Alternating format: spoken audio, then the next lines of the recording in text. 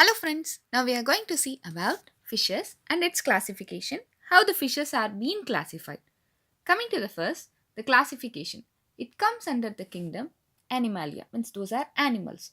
Phylum Chordata, presence of notochord.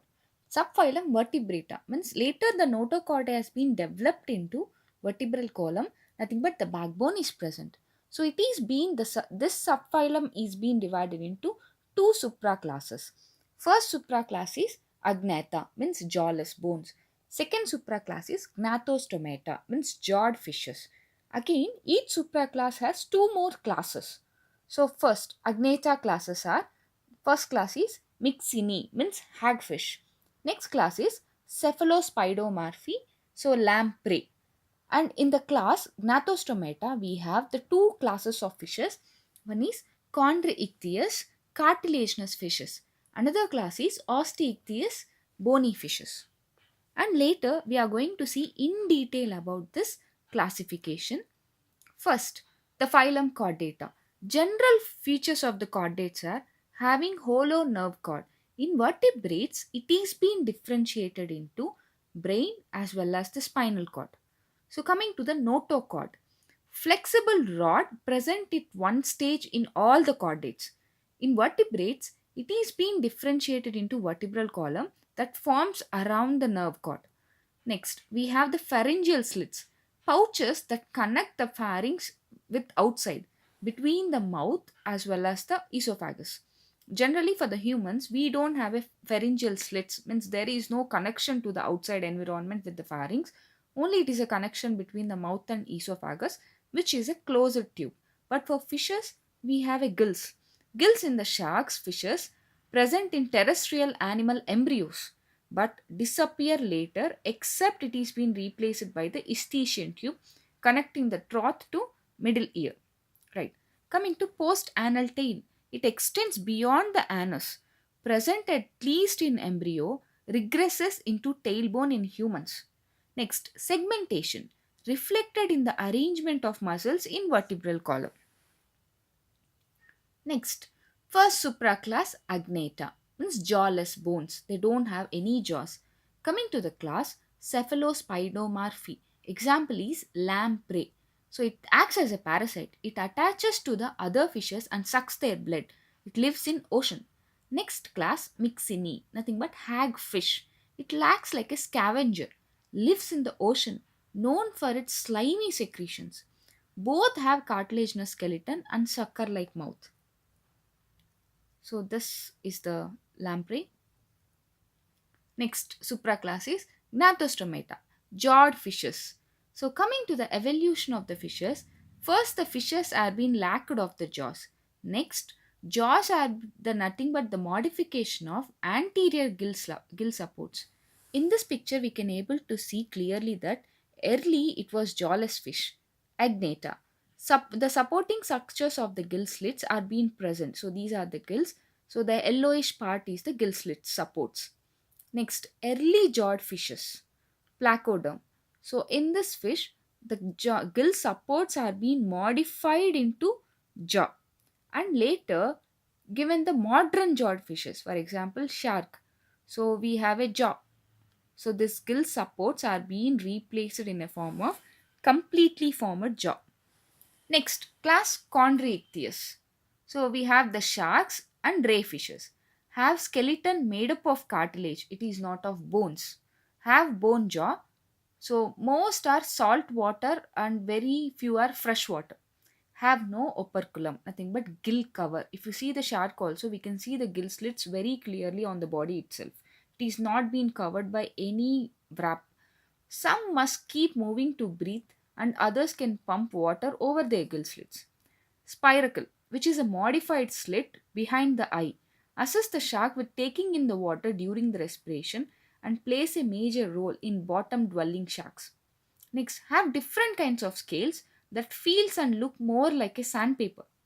Multiple rows of replacement of the teeth that steadily move forward like a conveyor belt.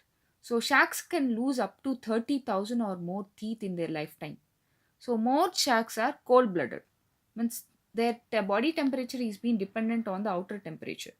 So the control to control the buoyancy, it has the larger liver which excretes the oil. Next, coming to the reproduction, the sharks are viviparous, means giving the live birth. Viviparous means eggs will hatch internally and gives the live babies. Oviviparous, lay egg cases externally, which we call it as mermaid purses. It looks like a very soft purse-like structure. So they have a separate sexes, both male and female are separate. Males have the claspers, females have the absence of the claspers. Next, sensory. Ampulla of Lorenzin, so nothing but which is an electroreceptor organ, use it to detect the electromagnetic field all living things will produce. They number in the hundreds to thousands. Coming to the lateral line system, detects the motion or vibrations in the water. So coming to the general anatomy of the shark, we have the snout, and this is the nostril. This is the eye. This is the spiracle.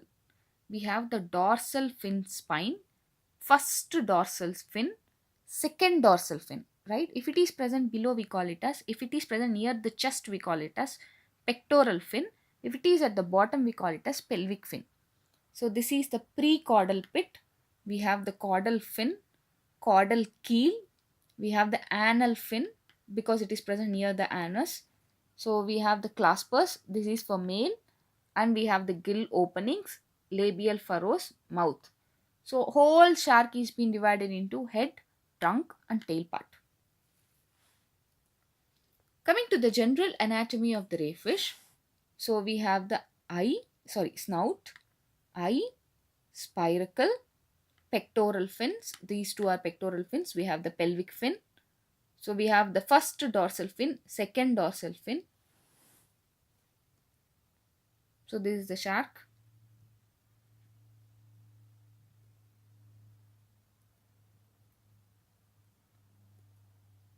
So basking shark, it is a filter feeder. So ray fishes. Coming to the class, Osteichthyes, nothing but bony fishes. So class Osteichthyes or bony fishes, the backbone is made up of bone, freshwater as well as in the salt water, gills with operculum. Few have lungs. So the fins are nothing but having dorsal, caudal, pectoral, pelvic as well as anal.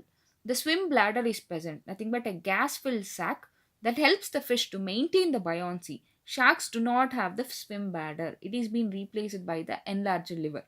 So nothing but lateral line system is present. Types of Osteichthyes, ray-finned and lobe-finned fishes. Most fishes are this type only. Fins are being supported by bony structures called rays. So here the fins are being supported by a small bones called rays here. So lobe-finned fishes. Fins are being long, fleshy, muscular, supported by the central core of bones. Thought to be the ancestors of amphibians. Examples are coelacanth and lungfish. So these are the lobe-finned fishes. These are ray-finned fishes. Coming to next, fins. So how many of the fins we have? So we have spiny dorsal fin, soft dorsal fin, caudal fin, anal fin. This is the pelvic fin. Lateral line system. We have the pectoral fin. Coming to the adaptations, we have the swim bladder, operculum, lateral line system. Coming to the fish anatomy of Osteichthyes, bony fishes, brain, spine, spinal cord, pyloric ceca, kidney, muscle, lateral line, it is the vent, intestines, stomach, so this is the liver, heart, gills. Coming to the respiration, the water flows over the gills as the fish opens the mouth and swims. So the water flow will be opposite to the direction of blood flow. Because of that only, the oxygen will diffuses from the water into the blood. The gills are made up of thousands of gill filaments. The gills are covered by operculum. So in this picture we can able to see the water flows in through the mouth. So this is the fish gills. The water flows over the gills then out. So from here the water will come, it will flow and the oxygen will be diffused and it will come out. So this is the operculum, these are the gills. So we have thousands of gill filaments. Next, circulation. The fish has two-chambered heart. It is a single loop circulation. So in humans we have a double loop circulation.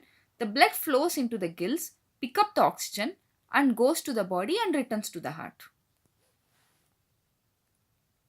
Coming to the reproduction. Most fishes reproduce sexually and fertilizes their eggs externally. Spawning is the process which we call it as fertilization of eggs. The baby fishes we call it as fry. So coelacanth, which is a living fossil and having a lobed fin. Cichlids, clownfish, Nemo. These are the kissing fishes.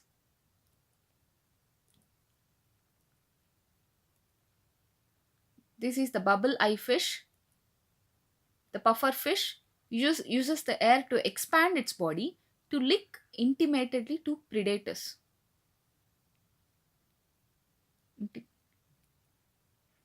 So fugu in Japan, despite precise preparation by specially qualified chefs, because the toxic in the puffer fish delicacy kills the people every year. The emperor of Japan isn't allowed to eat the fugu, lest it be his last meal for all that work and risk.